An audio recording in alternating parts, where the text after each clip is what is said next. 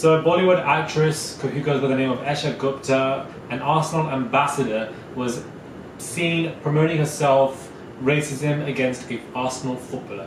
Hey guys, it's Murali. Hopefully you guys are doing well today. So we have another situation at hand in relation to direct racism when it comes to footballers, and we have a particular person who not only is a fan of football but is a Bollywood actress, quite famous, and also is an Arsenal ambassador, an ambassador of the team, where she shared a screen grab of a WhatsApp conversation, a screenshot where she was saying, entertaining her friend who described a particular footballer as a gorilla, describing black people, especially black males, as, monkeys, gorillas and so forth in direct relation to the football world is very popular, and it's known to happen, unfortunately. And for her to be promoting that on her own Instagram as if nothing was wrong with it is an issue within itself, number one. Number two, she tweeted about it once she was getting a lot of backlash, and she reflected that, she was saying it out of frustration. She didn't mean to be racist, and that she also received racism, being a person of color. And so, and another situation that we have here. Now, this particular tweet, I'm going to just quickly dissect and analyze it, because I feel like we can get a lot of information and rinse a lot out from the tweet that she made. So first and foremost, she said that this particular situation happened out of frustration because the group were not doing well, the football team weren't winning, whatever, they were losing the game, whatever this debacle was in terms of Arsenal. So you are now explaining that this racial undertones and racial behavior took place because you were frustrated, because you were angry, because you were irritated. So, they have that saying that when people are angry and they show you who they really are, believe them. And she really is just saying herself that this particular incident took place because we were angry and annoyed. Therefore, we decided to use a racial word, or to be racially abusive, because we were angry and upset.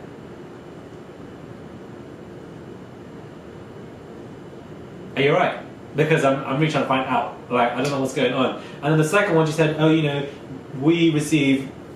I have also received racism as well, as if that, she's using an excuse to exclude herself away from the situation. So she's using an excuse to say, I also receive racism, to, try and take the blame away from her, try to take the weight away from her because she's not white. And it's like that in itself opens a plethora of issues in relation to, a lot of people of color, POC, who also can be very racist towards other individuals, but then they use that label and that term to take away the blame. Like, oh, sorry, I'm also a person of color, I also receive racism, therefore it's okay for me to be racist, which is nonsense. It doesn't make any sense. And then the third thing that I wanted to talk about is that this really just does highlight not also anti-blackness within the South Asian community, which is very prevalent, but also in the Bollywood filming acting community as well. It's all in that entire vicinity, that world, that spectrum, that proximity. It's everywhere there, leaking and oozing. And especially in the South Asian world, in India and Pakistan and so forth, whether it be dark-skinned individuals or black people, so forth, tailored to a white supremacy spectrum, you definitely have that there. It's very prevalent, and she kind of just exposes the back door to it entirely.